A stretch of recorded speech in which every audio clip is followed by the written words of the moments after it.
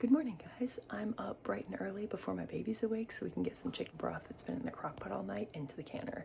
I'm really excited to show you guys, so let's hopefully get this in the canner before the baby wakes up. To make the chicken stock, I put a whole chicken carcass and some veggie scraps I had saved in the freezer in the crock pot and let it simmer overnight. I'm going to be pressure canning this chicken stock today, and so I'm following the instructions in my canner's manual. It calls for a splash of vinegar and 3 quarts of water into the canner before you start adding your jars. Every time I use my pressure canner, I always give it a quick once-over to make sure there's no warping or cracks before I use it. Those things could compromise the integrity of your canner, and we don't want that when we're talking about pressure. Once I get the canner all filled up, I get the jars put in to start heating up. The broth is hot today, and so we want our jars and our canners hot before we put the broth in. If you have cold jars into a hot canner, you can risk cracking and vice versa, so we want to make sure everything is relatively the same temperature. If you have a dishwasher, a little tip is to wash your jars the night before you know you're going to be canning. That way they're already clean and ready to go. I store all of my jars in the basement clean, but you never know what's gotten on them in the basement, so I always like to make sure they're very, very clean before I put them in here. I usually add water to the jars before I put them in the canner. That way they heat evenly and don't float, but I forgot today, so I was just pouring some in. I'm going to toss the lid on the canner and let that start heating up. As the canner heats up, I'm going to move the broth over near the stove and start straining it out. I like to do a rough strain, and I'm not super picky about getting every teeny little speck out of the chicken broth. If you want your broth perfectly clear, I recommend straining it through a cheesecloth instead of just a strainer. Once the broth is over into this pot and fully strained and the jars are heated up, then I can start loading them into the canner. I like to have my lids and my rings pre-washed as well. That way I don't have to waste any time washing things in between the steps of canning. Be careful grabbing your jars out of your canner as they can be really hot. Don't be like me who always just reaches in with my hands and hopes it's not hot enough to burn me. With every broth I can, I leave about an inch of headspace when I put it in the jar. The headspace allows for the liquid to heat up and move without boiling out of the lid and losing a lot into the canner.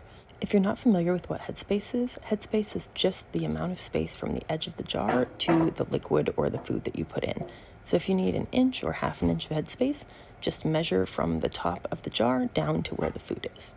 I really struggled with getting jars to seal when I first started canning, and my biggest tips are to check your lids and make sure the rubber doesn't have any blemishes, and to wipe the rims with white vinegar or water if you don't want vinegar in your food. That way you know there's no residue that could cause the lid not to stick to the top of the jar. Now take this advice with a grain of salt, but most canners say to put your lids on finger tight, which means as tight as you can tighten with just your fingers. I kept having my jars not seal when I did that, so I put them on hand tight. I crank it down a little bit tighter.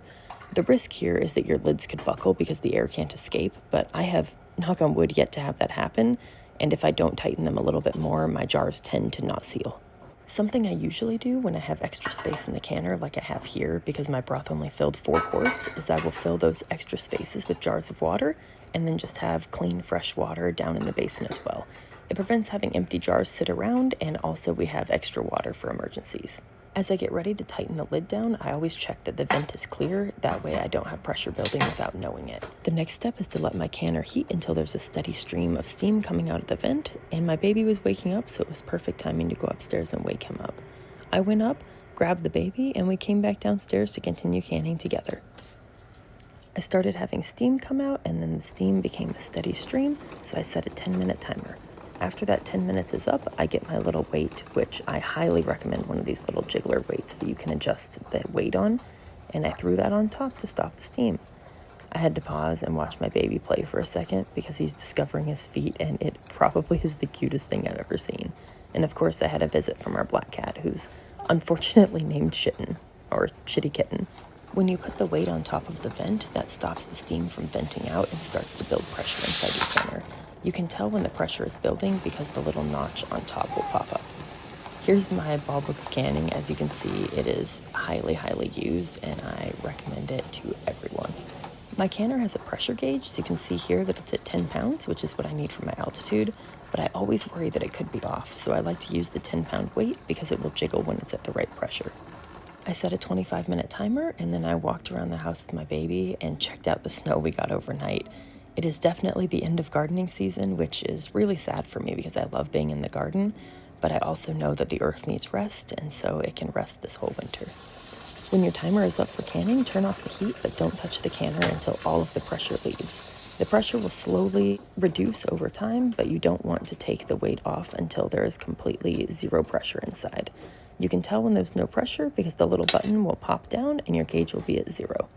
When the pressure reaches 0, you're then safe to take the lid off. So I first take the weight off just to be sure no more steam is coming off, and then very, very carefully open up the lid. Always lift the lid off away from you, because if you lift it toward yourself, you can get burned by the steam. You can see here I'm always nervous about it because even though it shows 0 pressure, I worry that there's still pressure. Set the lid somewhere where it won't burn the counter, and then you're good to start removing your jars from the canner. The jars will come out of the canner incredibly hot, so I lay down a towel that's not going to burn under the heat and then set the jars carefully onto that. I use this jar lifter to not burn my hands because there is no way that you can grab these jars out without burning your hands on them. Let the jars sit on the counter for 12 to 24 hours to cool down completely. The cooling process is what seals them and solidifies that seal will not open again. I always love how beautiful finished canned goods are. I just think there's something so special about homemade food preserved in your own jars. Once the 12 to 24 hours has passed, you can check the top by making sure the button is popped down. You can also check the seal by holding the jar by just the lid, which means don't grab the glass and try to only hold on to the metal flat. If you can lift it by the flat, it is probably completely sealed, as it would pop off if it is not. I recommend always washing your jars, especially around the lid. Any food residue around the flat could cause it to unseal when that food goes bad, and I also worry that the food smell could bring pests into our pantry. Write on top what you canned and the date, because as much as you think you'll remember, you will not remember what every jar is and when you canned them. Once you've done this, they are all ready to go into your storage. Home canned foods do best away from sunlight and heat, so we store all of ours in the basement. We have a room down there that stays cooler than the rest and has no sunlight coming in. I always recommend practicing a first in, first out system, so put your new jars behind your older jars. That way you grab the oldest food first and use it before you touch your newer food. If you're looking to get started home canning and you're afraid of the pressure canner, I recommend trying a broth first. Not only is it easy to can, but it is also so delicious for soups in the winter and has the benefit of limited ingredients, unlike store-bought. If you're interested in learning how to preserve your own food, follow along, subscribe, like, and I'm happy to share more recipes with you. Bye for now.